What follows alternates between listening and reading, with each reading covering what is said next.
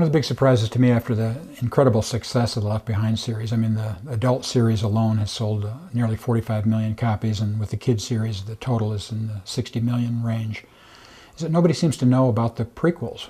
After the first 12 books in the series, we went back and did 3 prequels because people wanted to know where these characters came from and who they were when they started, and where did Rayford come from, and what was Nikolai like as a child, and did he have parents? You know, what the Antichrist in our mind is a human being who was born and raised overseas. And so we wrote The Rising, The Regime, and The Rapture.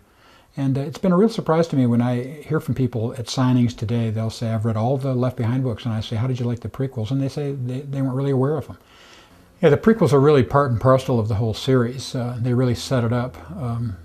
You know, we find out that Nikolai was born of a strange union in Romania, and we find out who his mother was and who his father was, and we go all the way back to where Rayford Steele was a little boy, and he's got his first interest in being an aviator, and how he and Irene met in college and fell in love, and how they were married. And so all the characters that you've come to know in the regular series, their beginnings really appear in the prequels. Buck is a college student and talks about how he's estranged from his family, how he becomes a rising star as a journalist, and so it tells all that background, and people who have followed these characters really enjoy going back and finding out about their origins.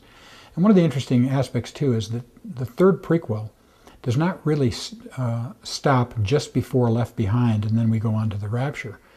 We actually cover the Rapture in the book called The Rapture, but instead of telling it from the perspective of those left behind, we're telling it from the perspective of those who go. So you see Irene Steele and Ramey Steele actually being transported to heaven, and what it's like to fly through the air and to join the throng of believers who wind up in heaven and then see what heaven's like. And we even talk about many of the great saints of old and even modern day martyrs and heroes of the faith who get their final reward in heaven. And we get a lot of letters from people who've read those that are really moved by those stories.